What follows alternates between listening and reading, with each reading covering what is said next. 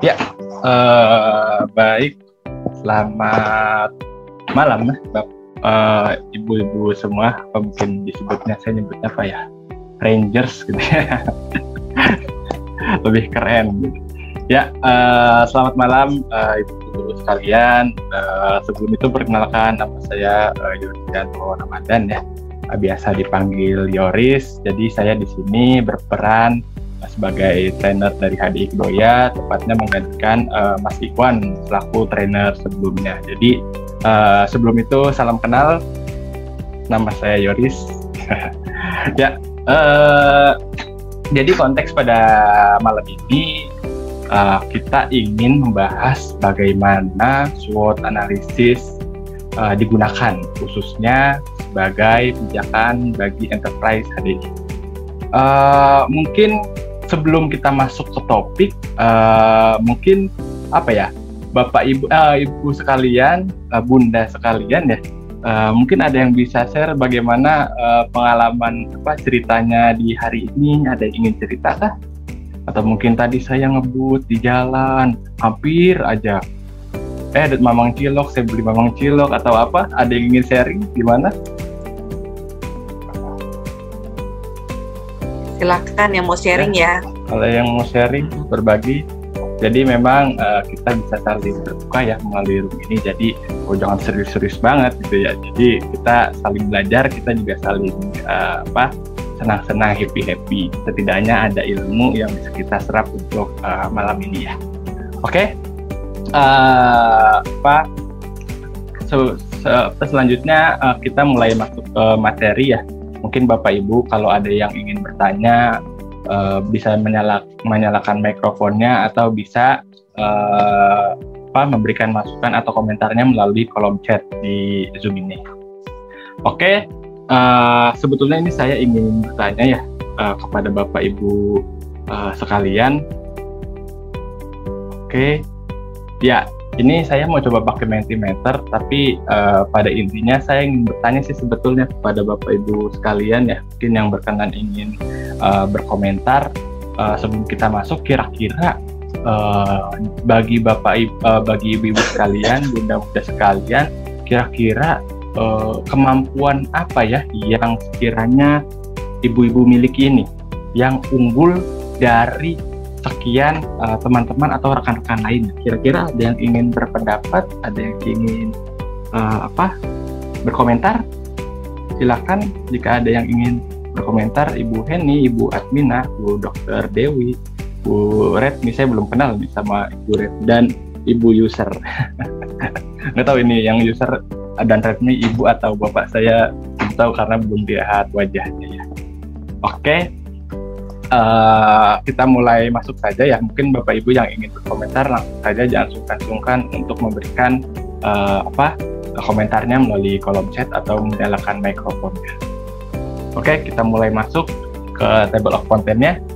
Jadi di table of content ini kita akan membahas berbagai macam intisari dari SWOT ini. Jadi dimulai dari pengantar analisis SWOT, fungsi dan kegunaannya, terus juga 4 faktor dalam analisis SWOT, terus juga hubungan antar SWOT-nya, langkah-langkah yang dapat dilakukan, terus juga kita dapat berdiskusi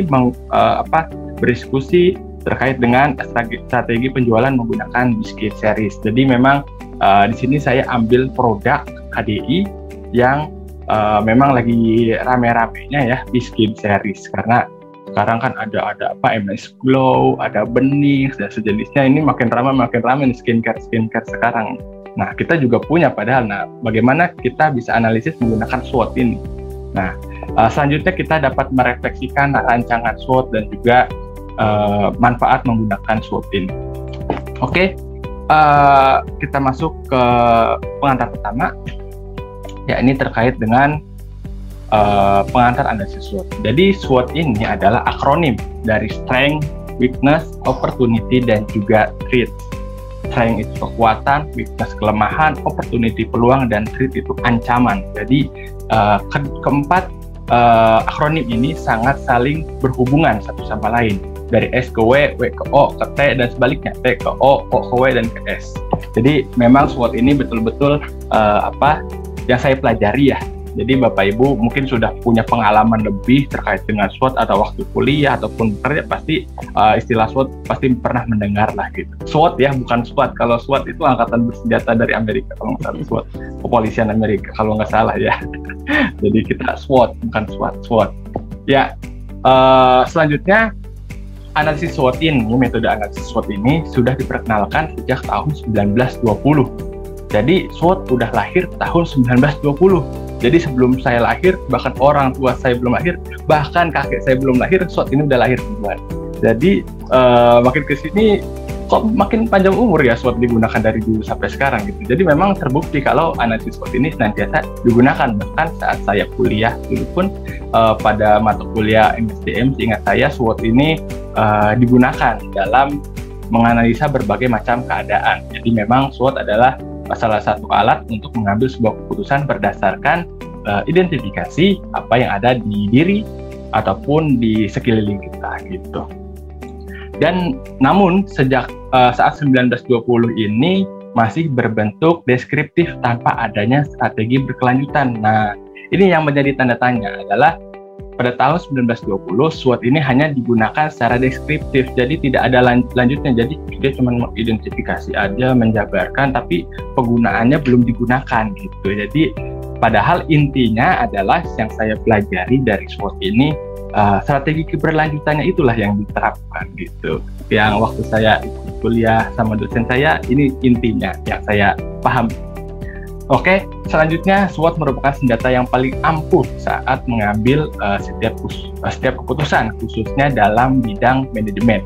Namun sekarang dalam konteks manajemen sepertinya tidak hanya untuk konteks manajemen ya, semuanya dapat kita gunakan SWOT, baik mengambil keputusan ya kayak mengerjakan tugas atau apa pun bisa gitu. Jadi sebetulnya SWOT ini betul-betul bisa menggunakan untuk kita bisa, walaupun memang konteksnya kembali lagi manajemen diri ataupun manajemen pekerjaan ataupun manajemen lain organisasi, dan SWOT ini senantiasa digunakan.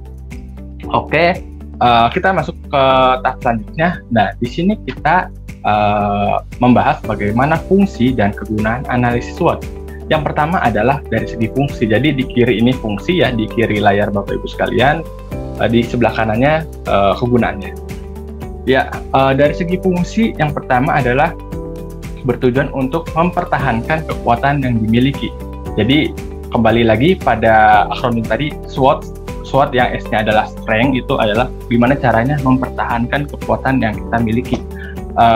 Jadi dalam konteksnya kekuatan yang kita miliki apa, keunggulan yang kita miliki apa. Mungkin misalnya saya punya kemampuan untuk public speaking. Nah, itu gimana caranya kita bisa mempertahankan kekuatan yang kita miliki, atau mungkin bisa menambah kekuatan yang kita miliki. Jadi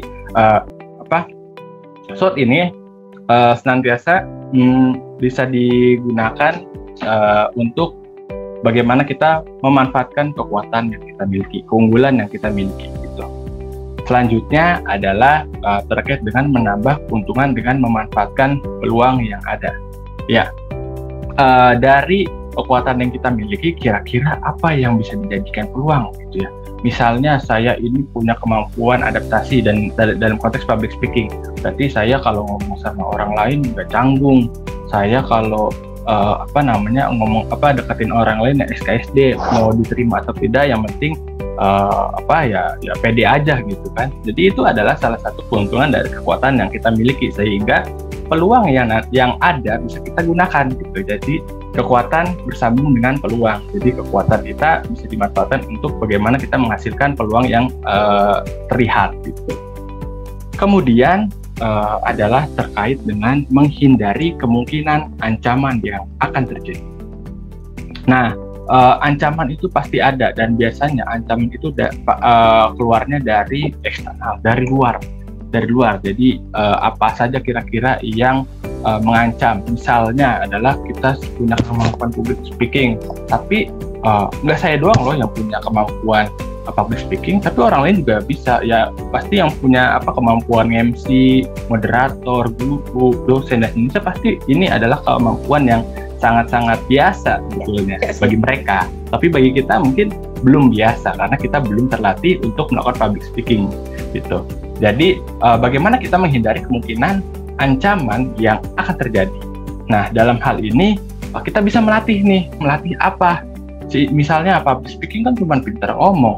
Nah, terus selain pintar ngomong dia harus apa gitu kan? Bisa saja dia berlatih untuk membuat digitalisasi media.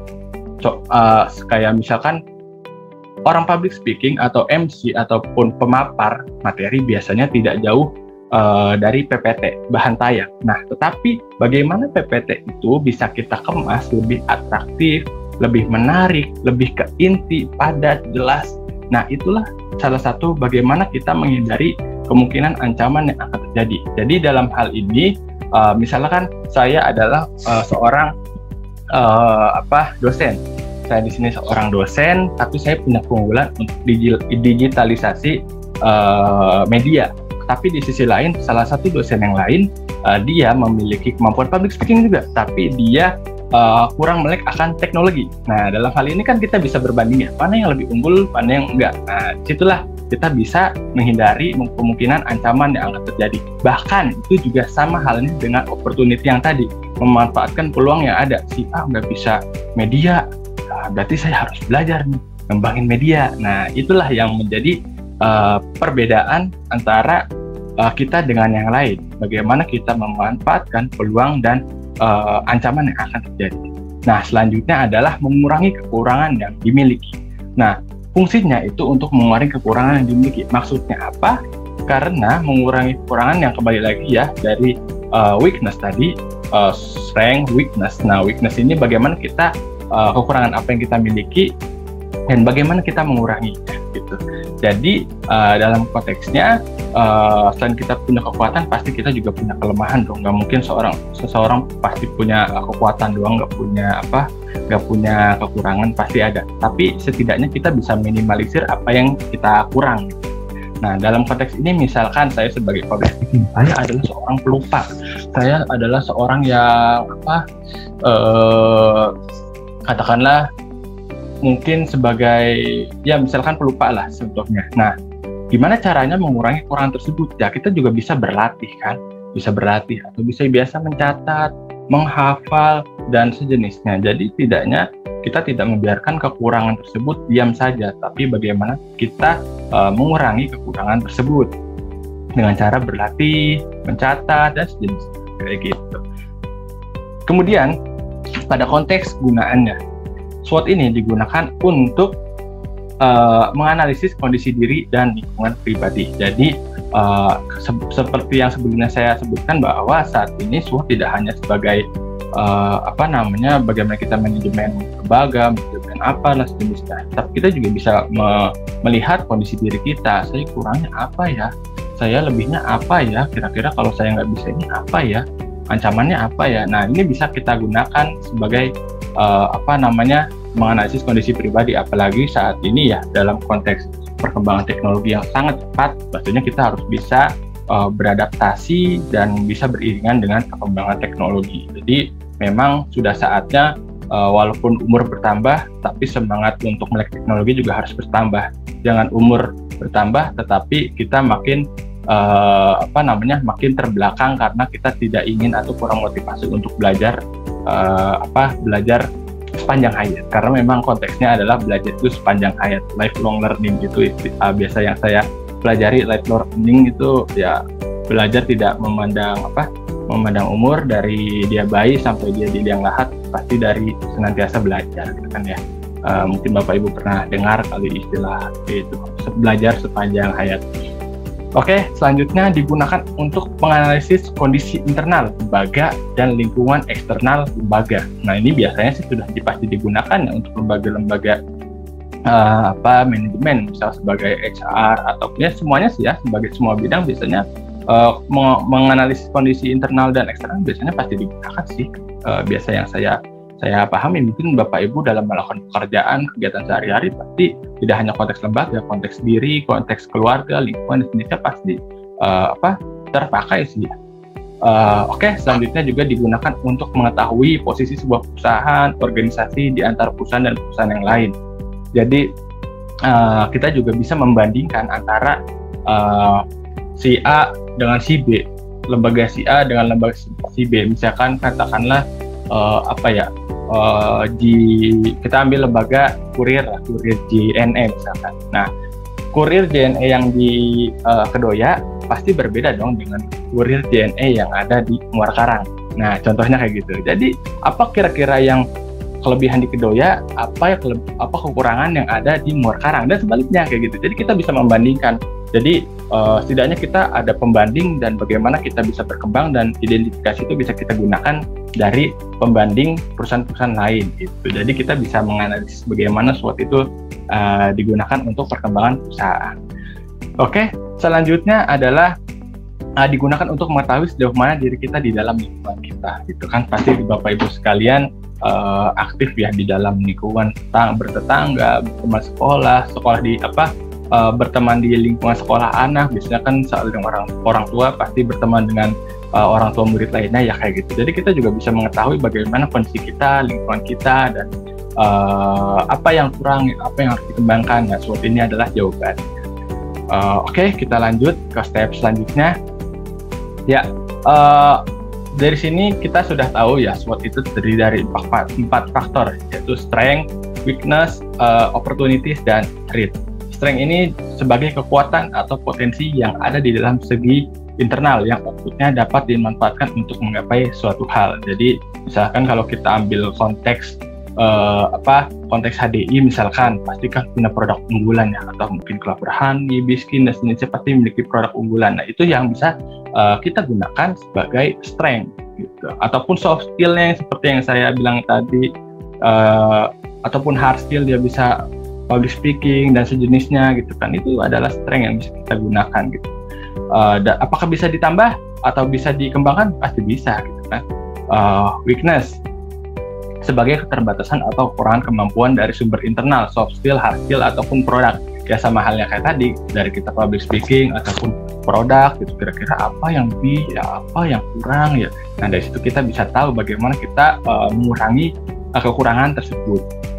Kemudian opportunities, nah sebagai pemahaman dalam identifikasi adanya peluang yang mengatasi alternatif kendala atau masalah yang senantiasa akan terjadi. Nah, inilah peluang. Jadi kita harus betul-betul ini sebetulnya kalau saya pahami ini adalah salah satu poin yang utamanya harus diperhatikan dari keberhasilan penggunaan SWOT ini. Jadi kita harus betul-betul jeli melihat peluang yang ada gitu kan. Seperti konteks yang tadi, seorang yang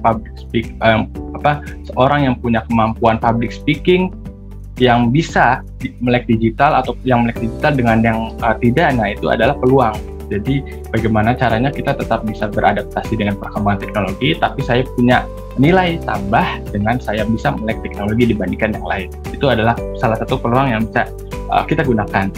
Terus juga threat sebagai faktor eksternal yang mungkin merugikan jika tidak diatasi segera. Nah, kayak tadi, kalau kita nggak bisa berkembang, ya pasti ancamannya juga datang. Sebaliknya, kalau kita bisa berkembang, ya ancaman pun semakin menjauh gitu. Jadi memang strength, weakness, opportunities, dan threat itu saling berkaitan satu sama lain. Ya ibarat kayak gambar yang digambar di PPT ini berbentuk grafik ya, diagram. Nah itu saling bersangkut paut ya, dari awalnya lingkaran bisa ketika digabungkan lagi ya akhirnya menjadi satu gitu. Oke, kita masuk ke step selanjutnya. Nah, ini adalah dari saya yang pahami dari penggunaan SWOT ini, mungkin Bapak Ibu bisa saling sharing ya. Jadi akar penggunaan analis SWOT ini dimulai dari faktor lingkungan dan senantiasa biasanya ada 2 bagian yang harus kita pisahkan. Biasanya faktor internal itu diinput dari strength dan weakness, dan faktor eksternalnya itu opportunities dan threat. Ya, kayak tadi misalkan faktor internalnya strength-nya saya punya public speaking, itu kan kemampuan diri. Weakness-nya ya saya tidak melek digital, itu kan kelemahan sendiri. Terus faktor eksternalnya apa? Ya itu opportunities-nya, peluangnya, wah orang lain juga sama tuh, dia nggak punya kemampuan melek digital, nah itu adalah peluangnya. Terus antara ancamannya, nah kalau saya tidak bisa mengembangkannya, saya merasa terbelakang dong, karena mereka sudah bisa maju, nah itu threat-nya. Jadi memang faktor eksternal Dan faktor internal dalam SWOT itu senantiasa saling berkesinambungan. Faktor internal untuk strength dan weakness, faktor eksternal untuk opportunities dan threat. Jadi Bapak Ibu mungkin yang masih awam, strength itu kekuatan dalam diri kita, weakness itu kelemahan dalam diri kita, terus juga opportunities itu adalah peluang yang ada, peluang dari luar yang sekira-kiranya bisa kita manfaatkan, dan threat adalah ancaman yang kemungkinan akan merugikan bagi diri kita dari luar. Oke, kita mulai speaking kali ya. Kita sudah terlalu menggebu-gebu untuk malam ini, sangat serius, sangat pembahasan SWOT ini. Walaupun kita sedikit bertukar saling komunikasi, tapi setidaknya ada ilmu yang diterapkan. Dan memang SWOT ini salah satu materi yang kita harus bisa berpikir peka gitu terhadap segala hal. Oke, kita coba masuk ke speaking dulu ya. Di sini saya udah lumayan nambah ya. Ini ada Ibu Airin, Bu Heni, Bu Admina, Bu Dr. Dewi, Ibu Retni, Ibu Kristeli ya. Oke, Bu Kristeli gimana jalannya? Apakah lancar? Bu Kristeli. Halo Mas, maaf ini baru pulang, udah nyampe rumah baru. Iya Ibu Kristeli. Saya manggil apa nih, Bu Kristeli apa Ibu Teli aja? Ibu Teli atau Bunda Teli aja deh, biar lebih. Ya, oke, ini mungkin ibu-ibu sekalian atau bapak ibu ya, karena belum lihat ya ada bapak atau apa ibu semua ya. Oke, mungkin bapak ibu sekalian bisa saling share ya, kalau saling mikrofonnya bisa dinyalakan ataupun kameranya jika berkenan. Jika ada yang mau di kolom chat silakan di chat gitu ya. Oke, kita coba main speaking ya. Kira-kira ada yang ingin coba bisa tes ombak dulu dong suaranya, ada yang cek suaranya? Boleh, tadi Bu Kristeli ada suaranya. Yang lain boleh dinyalakan mikrofonnya atau dites ombak dulu. Ibu Airin, Ibu Heni. Hadir, Mas. Oh, Bu Airin ya. Sehat Ibu? Kalau Airin ini kakak, karena dia masih paling muda di antara kita. Oh, atas pantaran saya kali ya? Iya. Bener. Makanya on cam aja Airin, jadi nggak dipanggil ibu. Iya. Sambil di jalan Ibu. Oh iya. Masih pada di jalan ini sebagian. Oh baik. Nah ini ada Desi juga udah masuk nih. Halo Des. Ya, Ci Desi. Iya. Ya udah lanjut aja. Oke. Ini ada sesi ice breakingnya. Ya lanjut aja. Ya, oke, kita sambil fokus dulu ya. Kita fokus ya. Nama gamenya ini fokus. Jadi Bapak Ibu harus fokus. Nih saya ulang lagi. Clue-nya adalah fokus. Ini adalah game fokus. Oke, kita mulai. Bapak Ibu harus fokus. Harus fokus. Harus fokus. Nah, coba kita lihat. Hop, hop, hop, hop, hop, hop, hop. Berapa kali? 6 7. Salah. Ayo fokus lagi, fokus. Mulai ya.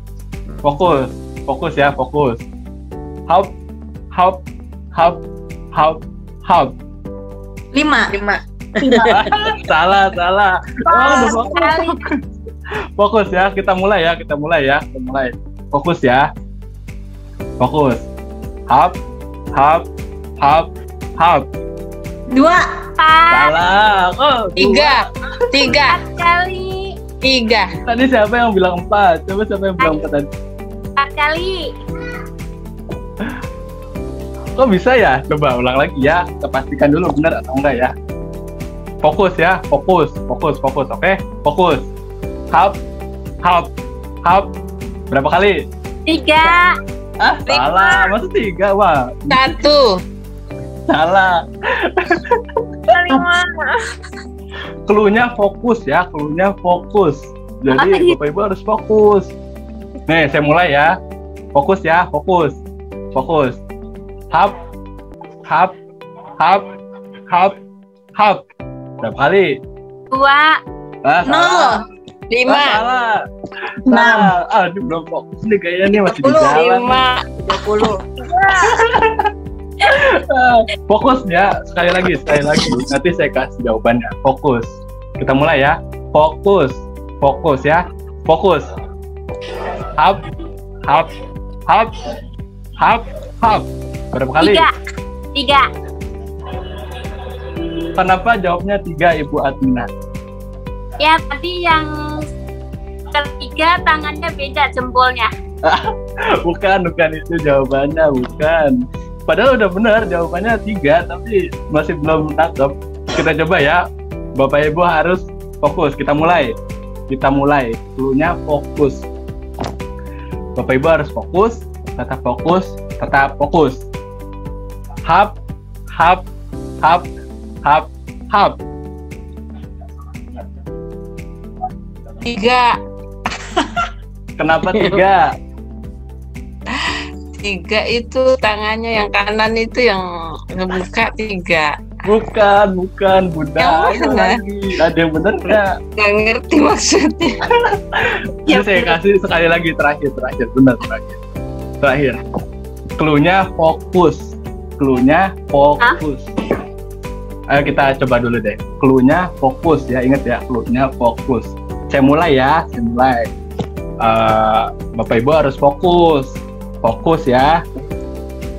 Hap, hap, hap, hap, hap, hap. Berapa kali? 2. Berapa kali, ayo? 2, Mas. Kenapa 2? Karena ngomong fokusnya 2 kali. Nah, betul, itu bisa jawabnya. Tepuk tangan dong untuk semua. Ya, siapa tadi yang jawab? Airin. Hebat tuh, Mbak Airin tuh, berarti fokus tuh, udah nggak di jalan lagi, di kursi depan laptop, berarti benar. Cluenya fokus. Kalau cluenya fokus berarti ketika kita ngomong mulai, nah saya kan pasti ngasih pengantar ya, Bapak Ibu harus fokus. 1, ayo fokus. 2, ayo yang benar fokus. 3. Nah, ini hanyalah sebagai pengalih. Karena kan saya nggak bilang, tebak ayo berapa kali saya makan. Karena kan cluenya fokus. Oke? Ya, jadi Bapak Ibu sudah fokus ya. Malam-malam suruh melek, padahal bisa kerja nih. Oke, kita masuk ke sesi selanjutnya. Nah, selanjutnya kita bakal bahas hubungan antar faktor SWOT ya. Jadi ini adalah salah satu bagaimana SWOT itu saling berhubungan. Jadi SO, WT, ST, WO. Nah, strength, kekuatan berhubungan dengan peluang, kelemahan berhubungan dengan ancaman, kekuatan berhubungan dengan ancaman, dan kelemahan juga berhubungan dengan peluang. Lantas, apa itu bisa terjadi? Gitu kan? Nah, di sini Bapak Ibu bisa menatap layar PPT-nya ya. Jadi untuk kekuatan dan peluang, fokus untuk memperoleh alternatif ofensif dengan menggunakan kekuatan internal untuk memanfaatkan peluang eksternal. Nah, sebelum seperti yang sudah saya jelaskan tadi ya, jadi kekuatan yang kita miliki bisa kita gunakan untuk masuk ke dalam peluang, ke dalam opportunities. Gimana caranya? Ya kita harus bisa mengidentifikasi apa yang kita miliki. Gitu kan? Ya seperti konteks tadi, saya senantiasa mengulang agar Bapak Ibu bisa nggak usah terlalu melebar ya konteksnya, tapi bisa fokus dan oh iya gitu kan. Tapi tidak serta-merta saya misalkan saya dalam konteks ini public speaking misalkan. Nah, Bapak Ibu bisa memanfaatkan dengan unggulan lainnya gitu ya. Oke. Nah, gimana caranya kita memperoleh alternatif ofensif dengan menggunakan kekuatan internal untuk memanfaatkan peluang eksternal seperti yang tadi. Di sini saya mengambil konteks public speaking. Saya punya kekuatan public speaking, berarti peluangnya orang lain belum tentu bisa public speaking. Nah, itu adalah salah satu peluang. Saya punya public speaking, belum tentu orang lain bisa melek akan teknologi karena saya melek gitu kan. Nah, berarti artinya adalah itu bisa dimanfaatkan sebagai peluang. Itu satu konteksnya. Kekuatan berhubungan dengan peluang. Peluang berhubungan dengan kekuatan. kan. Jadi sebetulnya SWOT ini simple seperti roda yang berputar gitu kan. Mau putar maju, mau putar mundur, pasti saling berhubungan gitu kan. Kecuali kalau W-nya hilang, O-nya hilang, T-nya hilang, ya itu baru nggak jalan rodanya gitu. Nah, terus kita masuk ke WT, weakness dan threat, kelemahan sama dengan ancaman. Fokus untuk memperoleh alternatif defensif. Nah, Bapak Ibu mungkin paham ya, defend, bertahan. Gimana caranya kita bertahan dari segala ancaman yang terjadi karena kita memang lemah gitu kan. Nah, kelemahan ini apakah kita biarkan dengan ancaman yang masuk? Tentu tidak gitu kan. Jadi bagaimana cara kita mencari alternatif defensif dari ancaman yang kemungkinan akan terjadi dan menyerang diri kita, internal kita ataupun lembaga kita. Jadi dalam hal ini konteksnya adalah seperti yang sebutkan tadi, kelemahan saya misalkan saya orang pelupa atau saya adalah orang yang kurang pede. Nah, gitu kan. Itu kan bisa jadi ancaman gitu kan. Nah, kelemahan inilah yang harus kita tutupi, kita kurangi lah setidaknya gitu, agar tidak makin meluas. Jadi memang kekuatan harus kita tambah, kita harus kembangkan, tapi kelemahan jangan ikutan bertambah juga atau dikembangkan, justru sebaliknya gitu. Karena SWOT kan, strength, jadi fokusnya SO, strength dan opportunities, weakness dan threat gitu kan. Jadi bentuknya kayak apa ya? Saya bisa nyoret nggak di sini? Misalkan gini, S W O T. Nah, berarti kan ini ke sini kan, set. Nah, ini juga sebaliknya, set. Nah, gitu. Dan sebaliknya juga bisa gitu. Oke, clear all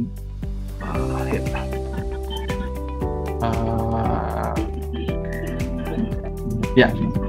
Selanjutnya, bagaimana kita memanfaatkan kekuatan kita untuk mengatasi ancaman yang terjadi. Kekuatan sama dengan keancaman. Fokus menggunakan kekuatan internal untuk mengurangi ancaman eksternal, gitu kan.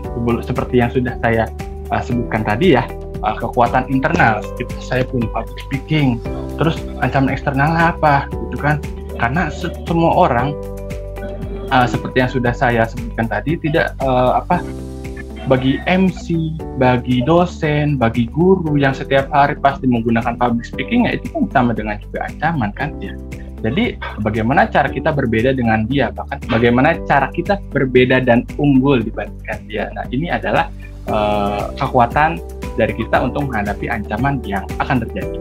Oke, selanjutnya adalah kelemahan dan peluang. Nah, ini kelemahan dan peluang, fokus untuk menopang kelemahan internal untuk mengambil keuntungan dari kesempatan eksternal gitu kan. Nah, ini seperti yang saya sebutkan tadi tuh, ulang lagi. Nah, kelemahan kita apa di zaman perkembangan teknologi saat ini? Kelemahan untuk melek teknologi pasti senantiasa terjadi ya. Bahkan tidak serta-merta hanya untuk orang tua, anak muda pun sama. Tapi nggak tahu anak muda yang untuk ukuran 5 tahun, 2 tahun karena setiap hari HP. Jadi saya pikir justru orang tuanya yang kurang melek teknologi, tapi anaknya melek teknologi. Jadi seketika ada barang-barang yang sekiranya bisa diumpetin melalui handphone, ya orang tuanya belum tentu bisa tahu. Nah, makanya melek teknologi juga ternyata berdampak bagi keluarga gitu kan. Jadi pengawasan orang tua terhadap anaknya juga perlu dengan cara melek teknologi gitu kan. Jangan biarkan itu semakin berlarut-larut, tapi bagaimana cara kita menggunakan kelemahan tersebut untuk menghadapi ancaman yang akan terjadi. Oke, kita masuk ke step selanjutnya ya.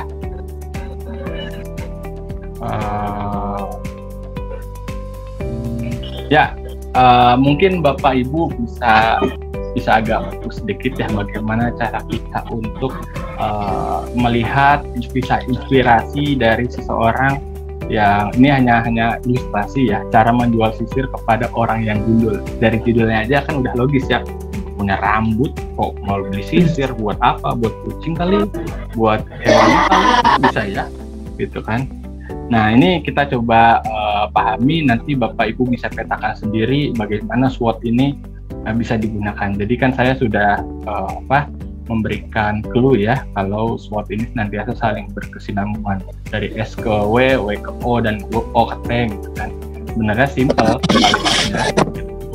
Menghafal akronimnya hanya saja yang perlu kita kembangkan adalah bagaimana cara kita berpikir secara kritis, bagaimana cara kita untuk mengidentifikasi untuk diri internal maupun eksternal. Oke, saya segera putar. Ya. Halo sahabat Bahagia Studio, bertemu kembali di sesi cerita motivasi kerja. Kami jamin kamu akan mendapatkan pelajaran berharga dari cerita inspiratif singkat yang satu ini. Ceritanya mengenai bagaimana cara menjual sisir kepada orang yang gundul. Penasaran? Ini dia kisahnya.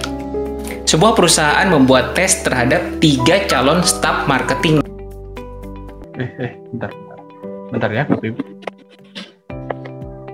Ini agak-agak kepada orang yang gundul. Penasaran? Ini dia kisahnya. Sebuah perusahaan membuat tes terhadap 3 calon staf marketing barunya.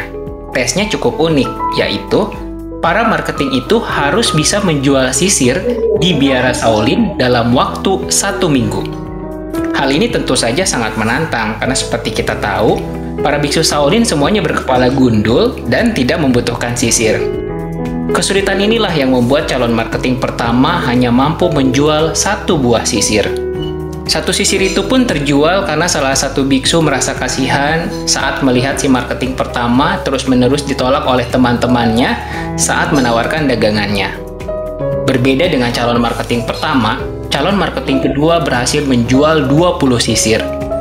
Si marketing kedua tidak menawarkan sisir kepada para biksu, namun dia menawarkan pada para pengunjung biara yang memang banyak datang ke sana. Mengingat angin di sana memang cukup kencang, sering membuat rambut para pengunjung menjadi acak-acakan dan membutuhkan sisir untuk merapikannya. Tentu pertanyaan kita adalah, bagaimana dengan calon marketing ketiga? Apakah dia berhasil menjual sisir di Biara Shaolin itu? Tidak disangka, ternyata calon marketing ketiga berhasil menjual lebih dari 500 sisir. Lalu, bagaimana caranya? Saat datang ke Biara Shaolin, yang dia temui pertama kali adalah kepala biara. Ia meyakinkan kepala biara bahwa sisir dagangannya sangat bagus untuk dijadikan souvenir.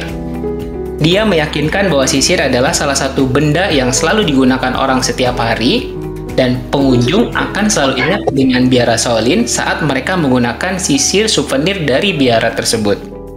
Si marketing ketiga juga menyarankan untuk membubuhkan stempel Biara Shaolin pada sisir yang dijual, serta memasukkan kartu berisi doa keselamatan dan kesejahteraan dalam satu paket penjualan. Tidak lupa, dia juga akan menyisihkan sebagian keuntungan dari penjualan untuk kebutuhan biara. Sang kepala biara setuju dengan hal itu, dan itulah kunci keberhasilan dari penjualan si marketing ketiga. Sahabat Bahagia Studio, seringkali kita melihat keadaan, kesulitan, ataupun rintangan yang kita hadapi merupakan penyebab dari kegagalan yang kita alami. Hal ini sama persis dengan apa yang membuat calon pertama gagal. Dia merasa sangat sulit menjual sisir di Biara Shaolin yang berisi biksu yang gundul tidak memiliki rambut. Calon kedua lebih kreatif dengan menjual sisir kepada para pengunjung biara. Namun, dia masih terpaku pada fungsi sisir yang merupakan alat merapikan rambut. Calon marketing ketiga berpikir di luar kelaziman atau biasa dikenal dengan thinking out of the box. Dia berhasil membuat sisir bukan hanya sebagai alat merapikan rambut, namun juga sebagai souvenir yang bagus untuk diberikan. Sahabat Bahagia Studio, jika kita sering berpikir bahwa keadaan, kesulitan, rintangan sebagai penyebab kegagalan, maka orang-orang sukses justru berpikir sebaliknya. Mereka selalu berpikir bahwa keadaan, kesulitan, ataupun rintangan merupakan peluang untuk meraih kesuksesan. Seperti yang pernah kami posting di video Rumus Kehidupan, kita tidak akan pernah bisa mengendalikan atau mengontrol keadaan. Namun, kita bisa mengendalikan respon apa yang akan kita lakukan saat berada di keadaan tersebut. Selalu merespon dengan positif dan kreatif, maka hasilnya juga akan positif. Kami berdoa semoga pengunjung dan pelanggan Bahagia Studio selalu diberikan kemudahan dan kelancaran rezeki. Amin. Berikan komen, share, dan subscribe jika video ini bermanfaat ya. Sampai jumpa di video berikut. Ya, baik Bapak Ibu sekalian, mungkin dari kisah tadi penjual sisir di biara, Ini ada yang bisa dibantu kasih matikan mikrofonnya. Ini siapa? Bu Randy ya. Mute, maaf Bu. Ya, oke. Sekiranya Bapak Ibu sekalian, kira-kira apa ya yang bisa kita ambil dari video tersebut? Silakan Bapak Ibu sekalian, nggak usah malu, karena memang tadi sudah dijelaskan ya dari video tersebut. Berpikir out of the box adalah ya itu adalah salah satu keunggulan ya, bukan berarti kok aneh sih, nggak jelas, apaan sih nggak jelas banget gitu kan. Nah itu adalah salah satu orang yang saya pikir mungkin kurang sporting untuk rekan-rekannya. Jadi jangan pernah anggap remeh orang yang berpikir aneh. Bisa jadi saya masih ingat waktu minggu lalu ya bertemu dengan Bu Desi gitu kan,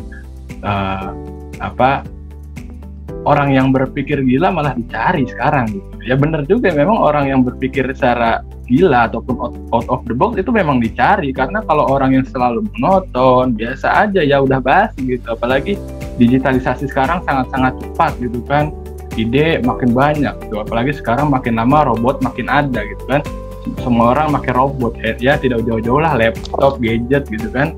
Nantiasa itu kan sistem by sistem, perangkat berdasarkan perkembangan teknologi gitu kan. Terus apa yang bisa kita bedakan dengan teknologi kan? Berarti kan ide kan, karena belum tentu robot bisa mengeluarkan ide. Mungkin bisa alternatif, tapi kan yang buat siapa? Pasti landasannya dari ide gitu kan. Nah itu yang harus kita coba coba kita pahami.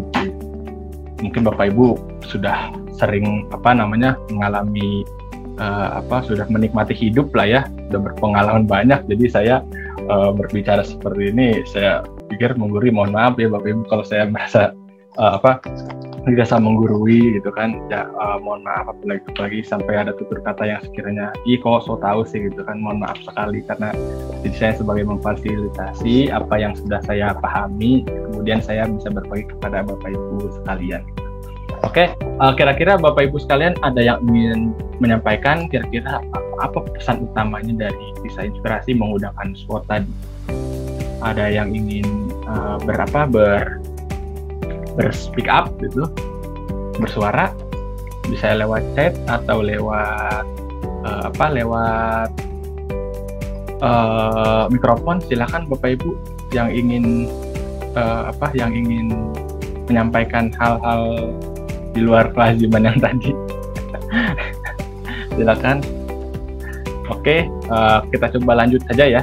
Jadi saya coba ambil gambarannya. Di sini saya coba ambil. Halo sahabat Bages. Nah, ini kita belum bahas yang ini ya, tapi saya coba membahas bagaimana tadi bisa diterapkan gitu kan. Dari video tersebut kita bisa pahami ya, kalau si A, di sini kita lihat A, di sini ada B, di sini ada C. Si A ini yang tadi yang jual sisir ke orang yang botak, fokusnya ke satu orang. Terus si B sama fungsinya, tapi dia ke dua jenis orang. Terus lantas si C kemana gitu kan? Sebetulnya si C ini sama ke orang yang sama, tetapi pola di tengahnya itu banyak gitu kan. Dia sudah mengidentifikasi, wah ini ada stakeholdernya nih, orang yang berpengaruh nih, ambil gitu kan. Wah ini ada orang terdekatnya nih, ada ibu-ibu nih, ambil gitu. Jadi dia pinter. Jadi maksudnya dia ngambil orang-orang yang berpengaruh, terus akhirnya orang-orang yang berpengaruh ini melahirkan anak-anaknya lagi gitu. Jadi kan kelihatan, maksudnya setiap apa yang direncanakan, maksudnya yang sudah diidentifikasi ya dia langsung gitu, langsung diambil gitu. Ya, jadi memang kita bisa harus berpikir secara tidak logis mungkin ya bahasanya, di luar kelaziman, berbeda out of the box ya, itu emang harus kita latih sih. Jadi si A fokus ke satu orang, B fokus ke dua orang, ya C fokus benar orangnya sama gitu kan, tapi di prosesnya itu adalah banyak, identifikasinya cukup rinci. Oke, kita mulai masuk ke step selanjutnya. Terus langkah-langkah yang dapat dilakukan seperti apa? Nah, di sini melihat kekuatan, yang pertama adalah melihat kekuatan yang dimiliki dengan peluang yang terlihat. Sudah yang saya jelaskan tadi ya. kekuatan yang apa kita kekuatan potensi yang sudah kita miliki ataupun mungkin akan bisa kita miliki dapat kita gunakan untuk mengambil peluang yang nantinya akan menjadi keuntungan bagi kita. Jadi kekuatan yang kita miliki kita manfaatkan sebagai mengambil sebuah peluang tersebut. Kemudian yang kedua adalah merefleksikan kekuatan yang dimiliki untuk menghadapi ancaman yang akan terjadi. Nah, jadi kita harus bisa sadar nih, kekuatan saya public speaking, tapi emang iya ya public speaking itu kekuatan public speaking cuma gitu aja, pede aja. Nah, nggak mungkin kan gitu. Tapi berarti kita harus bisa refleksikan apa yang harus kita input, apa yang harus kita tambah, sehingga ancaman-ancaman yang nantinya akan terjadi bisa kita minimalisir. Kayak yang saya sebutkan tadi, seorang public speaking tidak hanya pintar ngomong, tapi seorang public speaking juga harus bisa melek teknologi, tidak pelupa, dan seterusnya gitu kan. Oke, selanjutnya yang ketiga, membuat daftar tindakan dan target yang ingin dicapai. Nah, inilah beruntungnya kita telah mengidentifikasi menggunakan SWOT tadi. Dari tindakan-tindakan yang sudah saya seorang pelupa misalkan, saya kurang pede gitu kan, berarti kan kita harus bisa melatih kan ya. Ini ada Bapak Jamun, Bapak Ibu Jamun. Nggak lihat kita kan? Ya, mohon maaf Bapak Ibu, mohon izin untuk saya mute ya. Oke, selanjutnya kita bahas lagi, lanjut membuat daftar tindakan dan target yang ingin dicapai. Nah, membuat daftar tindakan ini tadi sudah saya sebutkan ya. Saya seorang pelupa, berarti artinya apa yang harus saya lakukan untuk mengatasi kelupaan tersebut gitu kan. Nah, kan saya bisa mencatat, kan, berlatih. Ini makin banyak ya ternyata ya. Aduh, ini saya coba absen dulu deh. Ini ada Pak User atau Bu User ini. Pak Jamun apa Bu Jamun? Mbak Desia, Kak Desiana ya, Kak Desiana. Bapak Retmi, Bu Dr. Dewi, Bu Admina, Bu Eni, Bu Kisteli, Bunda Irin, Pak Anwar, terus apa nih? Wah, Dok Aswin juga sudah hadir nih, Dok Aswin. Oke, kita lanjut lagi. Terus yang keempat adalah mengurutkan prioritas tindakan opsi pemecahan masalah dengan menyediakan solusi. Jadi kelemahan dan ancaman yang terjadi, bagaimana cara kita bikin alternatif untuk memecahkan sebuah masalah tersebut. Jadi kayak yang sebutkan tadi, kita harus bisa melek teknologi ya, berarti kita sudah melek teknologi itu dalam konteks apa gitu kan, apa mungkin bikin paparan yang interaktif, yang menarik gitu kan, salah satu pengembangan untuk mengatasi ancaman tersebut. Dan itu kita bisa list tuh, prioritas A, prioritas B, prioritas C, prioritas pertama, kedua, ketiga, nah itu bisa kita lakukan. Oke, selanjutnya kita masuk ke step selanjutnya. Nah, ini adalah poin utamanya nih. Jadi Bapak Ibu, dari SWOT ini kita bisa saling menganalisis ya. Di sini saya ambil produk Viline Vita Advance kan ya, salah satu produk skincare dari HDI ya. Jadi bagaimana cara kita melaksanakan atau membuat strategi penjualan dari SWOT analisis ini? Tadi sudah dijelaskan ya, strength itu apa, weakness apa, opportunity itu apa, titik apa gitu kan. Strength kekuatan, weakness kelemahan, opportunity peluang, threat-nya itu ancaman. Nah, terus kira-kira dari kekuatan yang kita miliki dari produk Viline Vita Advance itu apa kira-kira? Tadi sudah dijelaskan ya. Jadi mohon maaf Dok Aswin, sepertinya sedang sangat sibuk ya, sedang tatak-totok, mungkin ada lagi kesibukan kali ya. Oh ya, sebentar. Oh iya. Ya, oke, kita lanjut ya, Bapak Ibu kita lihat. Strength, weakness, opportunities, dan threat ya. Nah, berarti sebuah produk skincare itu Viline, walaupun memang banyak ya produk skincare di HDI, ada Viline. Saya jadi apal juga nih, baru berapa minggu udah apal produk-produknya. Ya, terus gimana caranya untuk strategi penjualannya gitu kan? Memang produk unggulannya apa gitu kan? Nah, ya sebenarnya bagaimana kita cara mengemasnya sih untuk dari analisis tersebut. Sebagai contoh, Viline gitu kan. Viline itu kan salah satu yang saya pahami.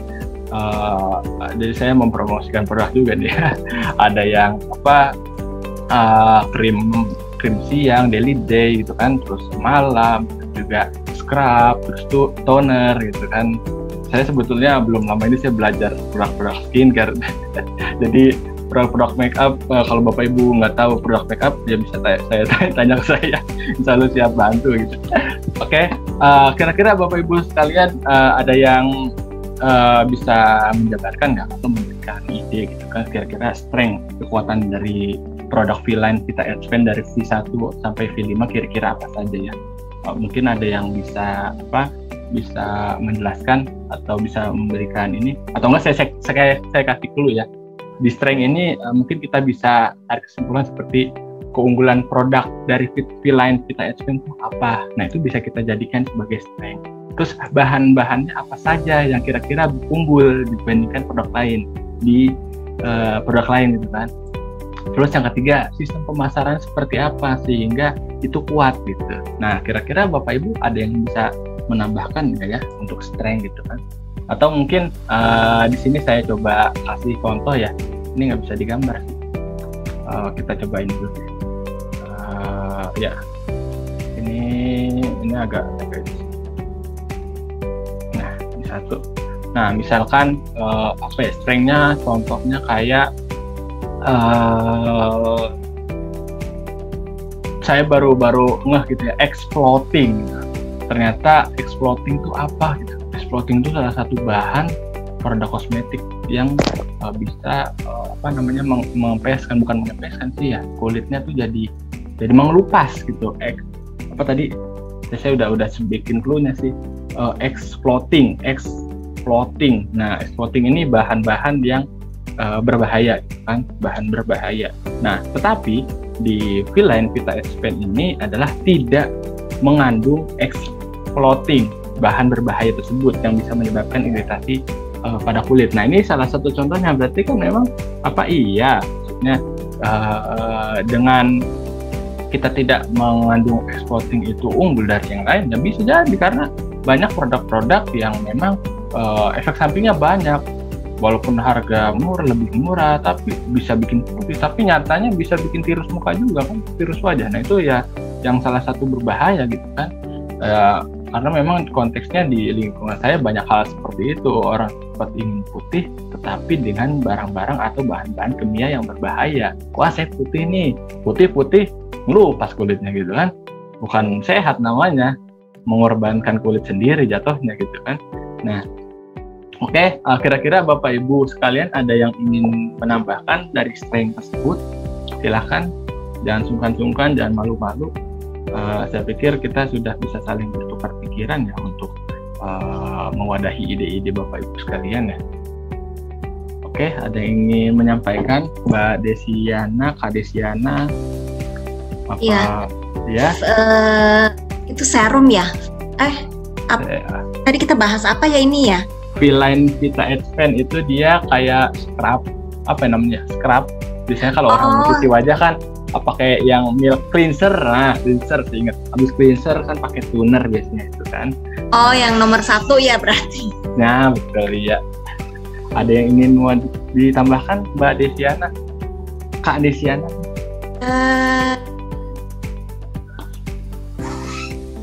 Apa ya?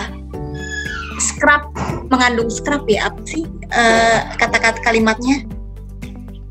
Mungkin apa ya namanya ya, mungkin busanya itu tidak mengandung bahan kimia, tidak berbahaya, atau mungkin apa sih namanya, bahan yang nggak lengket gitu, lengket di kulit. Jadi saya praktek wajah, harusnya kita bukan mentoring tapi workshop itu belajar menggunakan produk HD. Ntar ditambah konten satu lagi. Ya, ada yang mau ditambahkan Mbak Desiana? Tapi nggak apa-apa sih, namanya kita juga saling sharing ya, belajar, jadi tidak masalah gitu kan. Jadi memang bagaimana? Ya, ada yang mau tambahkan Kak Mbak Desiana atau Mbak Desiana?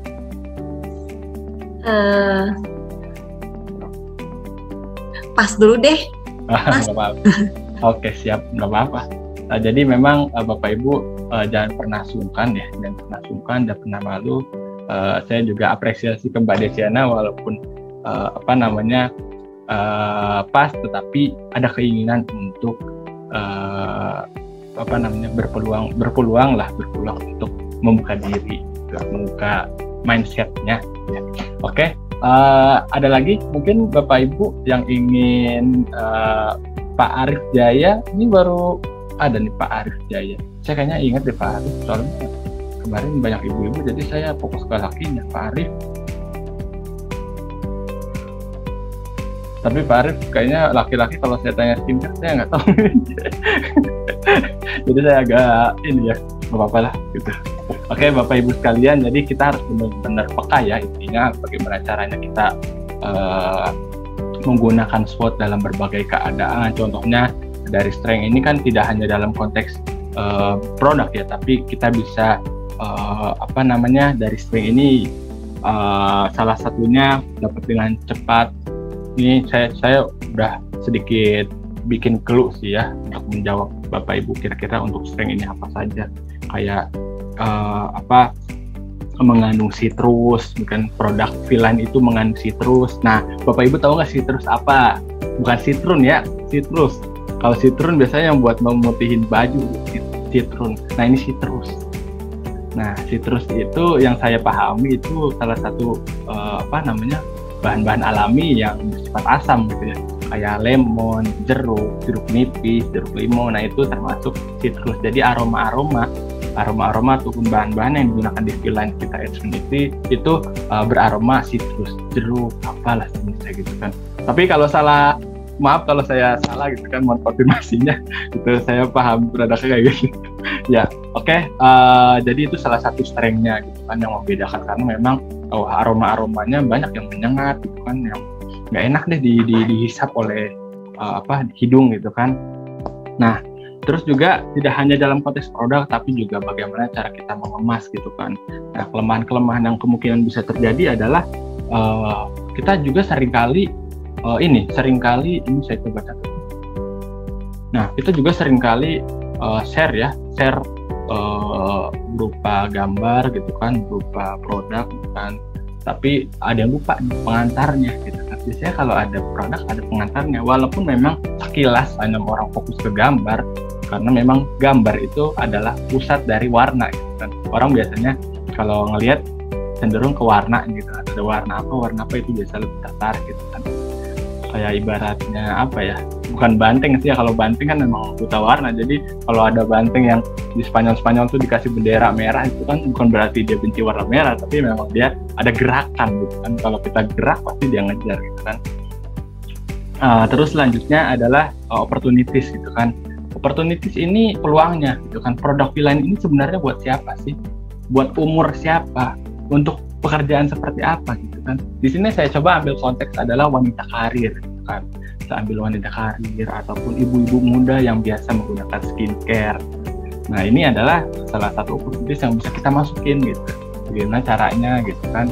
Nah terus juga kita juga kan senantiasa ada promo-promo per bulan. Nah itu adalah peluang-peluang, sehingga dari kata promo sama dengan promosi itu sama aja gitu.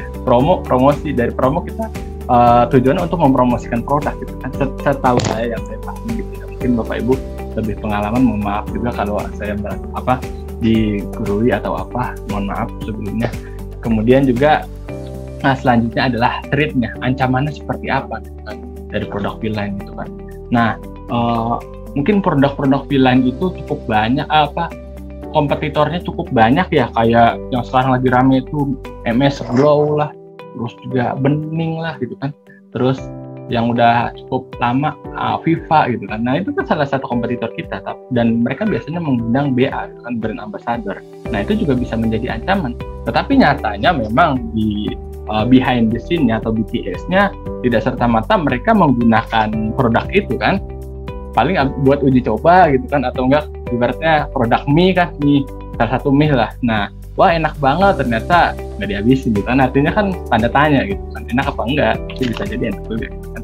Nah itu juga salah satu treatnya BA artis, orang yang bisa terkenal juga bisa digunakan sebagai promosi produk. Nah emang kita bisa promosi menggunakan artis ya, sebetulnya bisa kan, tapi sebetulnya itu hanyalah perantara saja. Kita bisa gunakan teman-teman yang bisa kita lihat dari jumlah followernya gitu kan. Bisa lewat Instagram, Facebook, Twitter kan kita bisa lihat aktiviti mereka, ataupun LinkedIn atau LinkedIn bisa nggak ya juga promosi, tapi itu kan out of the box, bisa jadi aja kan. Nah, itu bisa kita terapkan gitu untuk bisa menjual produk dari berbeda dengan hal-hal lain. Itu saya punya teman juga kan waktu itu, dia sekarang jadi BA gitu kan, jualan produk haus gitu kan, Thai tea apa, kenapa ternyata banyak yang narik dia tuh. Nah padahal mah orangnya biasa aja sama kayak saya gitu kan. Nah tapi dia punya follower 17.000, 18.000, orangnya sama kayak saya, bahkan kalau bukan sombong sih sebetulnya ya, mungkin dia sibuk dengan aktivitas luar ya, tapi memang kalau misalkan dia jajan beli haus, nah dia biasa videoin, Instagramin, akhirnya orang tertarik dan akhirnya follow dia karena memang suka dengan traveling makanan apa gitu kan. Nah itu yang bisa kita manfaatkan gitu. Jadi tidak harus orang yang artis atau apa, sebenarnya kita juga bisa menggunakan teman gitu kan, atau pede diri aja dulu. Sebenarnya nggak harus menggunakan teman, kita pede aja dulu, karena memang prosesnya pelan-pelan sih, dari 1, dari 2, dari 3, nambah ke 4, tapi memang kepedean itu pasti harus bisa dilatih sih, harus menjadi terbiasa gitu ya. Terus juga sekarang itu brand lokal makin jamur, jadi banyak juga sekarang brand-brand lokal. Tapi sekarang Beeline adalah salah satu produk impor dari negara yang cukup mantap ya. Jadi saya pikir ya mereka bisa menilai ya, wah ini sudah mantap gitu kan. Jadi saya pikir ya tidak menjadi masalah, sehingga bagaimana cara kita mengatasi trade dan juga weakness yang nantinya akan muncul. Terus kemudian juga dengan pandemi sekarang,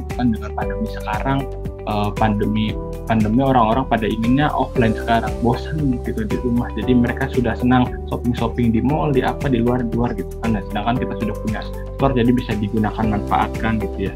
Terus sekarang, nah ini juga bisa menjadi ancaman, ini juga bisa menjadi sebagai peluang. Jadi semakin banyak kita menjelaskan apa yang kita punya, produknya apa, kita bisa menjelaskan, karena memang sekarang budaya melek digitalnya itu sudah semakin tinggi gitu. Oke, jadi kita lanjut.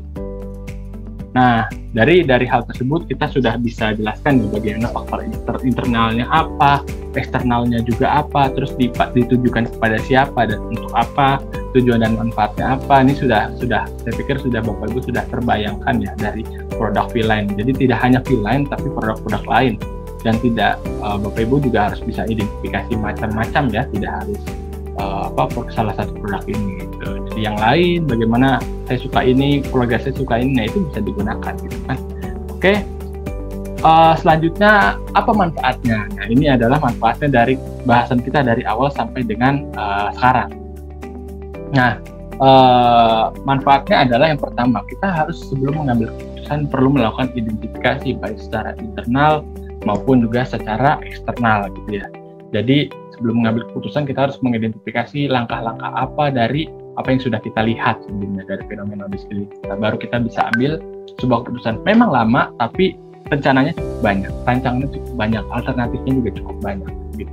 Jadi kalau kita cepat ngambil keputusan, ngambil keputusan A, nah ketika A gagal, nah belum tentu dia pasti mikir lagi dari awal gitu kan.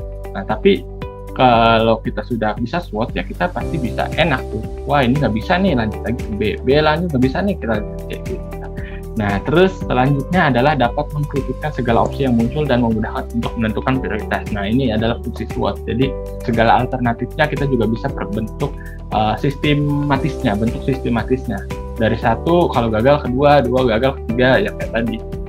Kemudian selanjutnya mengetahui bagaimana kondisi pesaing di sekitar gitu. Orang yang suka produk Biskin dibandingkan produk dengan memes, glow dan jenisnya ya, kita bisa mengetahui bagaimana peluangnya kita bisa masuk dan sebaliknya bagaimana ancaman bisa masuk ke kita kayak gitu.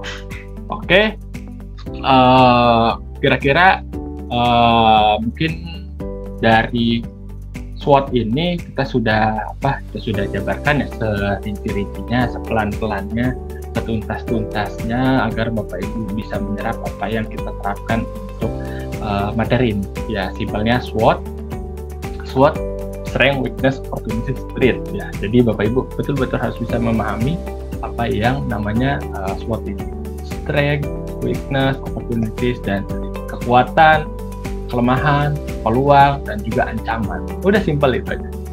Kayak roda berputar, SWOT, kalau mundur TOWS. SKW, WKO, O ke T, T ke O, O ke W ke S gitu. Jadi Bapak Ibu bisa digunakan ya tidak hanya untuk produk tapi untuk bisnis juga bisa. Jadi betul-betul kita harus peka dalam diri kita. Jadi kita harus bisa semangat menjalani hidup dan rencana-rencana kita sudah kita siapkan kayak gitu. Oke, sekiranya Bapak Ibu ada yang ingin menambahkan, dan sebelumnya saya juga mohon maaf kalau apabila kalimat saya kurang berkenan dari sikap, perilaku dan sejenisnya ataupun menggebu-gebu, semangat, cepat, mohon maaf ya gitu. Jadi saya juga masih beradaptasi gitu ya. Oke, kira-kira Bapak Ibu ada yang ingin menambahkan untuk kegiatan malam ini? Pesan intinya apa kira-kira yang bisa diterapkan? Mungkin siapa ya, kita ambil Bunda Irin tadi yang bisa menjawab dengan benar, kira-kira apa? Ada yang ingin menambahkan, Bunda Irin? Aku cukup sih Mas, makasih. Oke Bunda Irin, terima kasih juga. Setidaknya kita sudah cek ombak ya kalau Mbak Irin masih ada. Iya. Soalnya kameranya nggak kelihatan, jadi saya nggak tahu ada apa enggak gitu. Nah terus Bunda Kristeli ini kira-kira ada? Bunda Kristeli tadi udah di rumah, udah mungkin lagi bebenah kali ya, udah. Hadir Mas, masih. Udah mamam belum Bu? Mamam dulu. Belum. Waduh, jadi ini kurang konsen jangan-jangan ya. Enggak apa-apa. Jadi ingat Mas Ikhwan, mirip suaranya. Ya ampun, jadi nostalgia mirip. Ya. Iya. Ya sekarang sudah ada penggantinya, insya Allah. Semoga bisa makin berkembang deh. Siapa lagi ya Bu Dokter Aswin, mungkin ada tanggapan Bu Dokter Aswin? Cukup Mas, untuk sementara. Oke. Sebelum itu saya ingin informasikan juga ya kepada Bapak Ibu sekalian ya. Jadi hari Sabtu nanti kita ada gathering ya. Ini peluangnya masih besar loh. Jadi Bapak Ibu bisa gabung. Silahkan bisa kontak saya buat gabung gitu kan. Acaranya jam 1 siang sih gitu. Jadi nanti Bapak Ibu include-nya bisa cek kesehatan juga gitu. Jadi hitung-hitung libur gitu kan, libur hari Sabtu weekend ya bisa cek kesehatan, sambil cek kesehatan juga bisa sambil gabung di gathering gitu kan. Karena untuk gatheringnya pokoknya mantap deh, saya pikir benar-benar bersemangat, nambah mindset, makin semangat, berpeluang untuk refreshing weekendnya tidak hanya kesehatan tapi juga bagaimana cara kita untuk berpikir secara berwawasan luas dan semangat gitu, sebagai tali silaturahmi juga antar sesama tempatan enterprise dari HDI Doya. Saya nyebutnya Rangers HDI Doya gitu. Oke. Itu untuk hari Sabtu nanti. Untuk konfirmasinya bisa langsung melalui saya via Japri atau telepon gitu kan. Sebetulnya saya jadi sharing juga nih sedikit ya. Jadi kemarin yang daftar udah ada gitu ya. Yang daftar udah ada. Mungkin nanti giliran Bapak Ibu sekalian untuk daftar untuk bergabung di kegiatan nanti, karena slotnya betul-betul terbatas, hanya 15 sampai 20 orang. Jadi dari sekian banyak kita ada di grup, masa kita jangan peluangnya sedikit ya. Jadi harus ibaratnya ada passing grade-nya gitu buat masuk gitu. Ya harus betul-betul diniatkan gitu kan. Ya. Oke, itu yang pertama. Jadi jangan lupa untuk register karena peluang masih ada untuk gabung di kegiatan gathering. Oh ya Bu Desi, saya mau tanya Bu, kalau seandainya ada yang bisa kontak Mas Yoris di nomor yang mana? Saya coba ini ya, di grup ada kok Bu. Kak Desiana gabung di grup Fast Track? Enggak, belum masuk di grupnya Fast Track. Dikasih aja Mas, ini dari grupnya itu Muara Karang. Oh iya mungkin nanti. Oh ya Bu, saya mau nanya ini, kalau seandainya teman-teman dari Rangers gabung gitu ya, nah kira-kira bisa ngajak teman nggak? Kayak misal bisa. Yang penting pokoknya maksimalnya cuma 15, jadi harus cepetan aja siapa yang daftar duluan gitu ya. Oke. Karena kan kita tempatnya juga terbatas. Oke. Bisa ajak teman, bisa ajak itu downline. Oke. Nah, ya sudah dijelaskan ya Bapak Ibu oleh Bu Desi. Jadi Bapak Ibu yang mau ngajak temannya untuk kegiatan gathering nanti jangan lupa diinfokan gitu kan, bareng gitu kan, naik motor boncengan gitu ya, nggak apa-apa lah, ada ceritanya di hari Sabtu sepi. Nah oke. Ini Mbak Kak Desia, saya nyebutnya Kak Desiana deh. Kak Desiana. Diketik aja. Ya boleh Mas, apa aja. Ya saya coba. Ini saya kasih. Ini semua ini saya WK.628 sudah.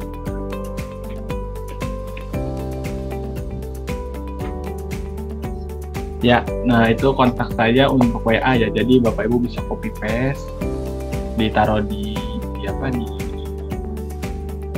apa sih namanya, di Google Chrome, di URL susah jelasinnya ya. Yaudah kasih ini aja.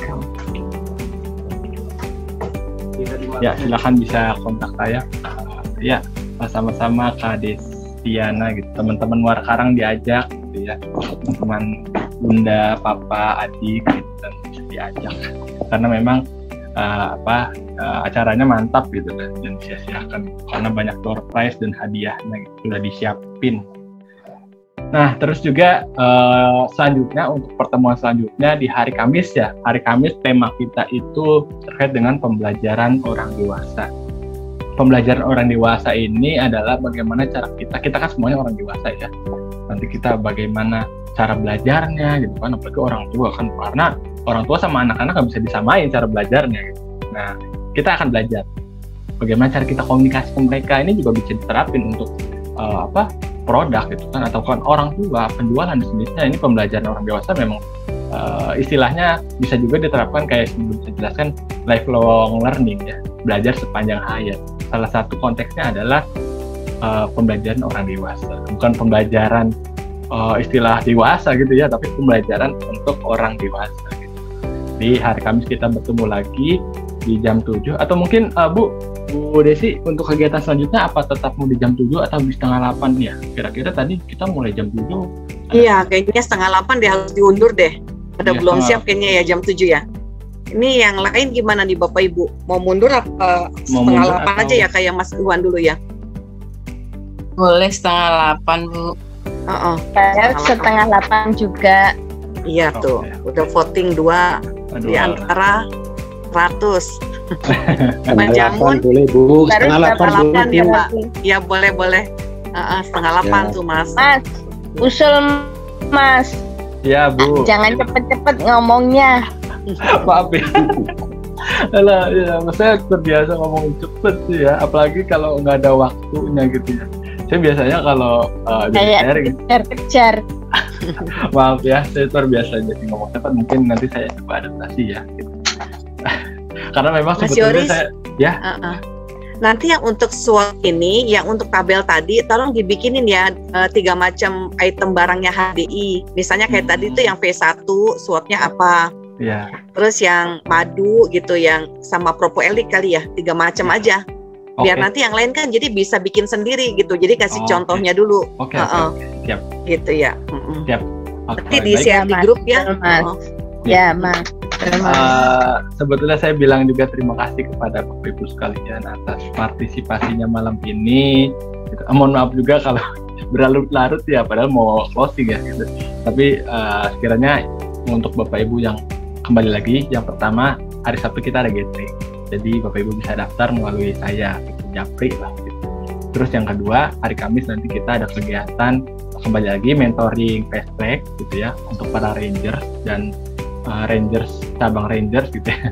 Sama-sama lah Rangers, sudah semua sama. Nanti di hari Kamis dengan konten pembelajaran untuk orang dewasa gitu. Terus juga untuk yang terkait SWOT nanti akan saya share melalui grup fast track gitu.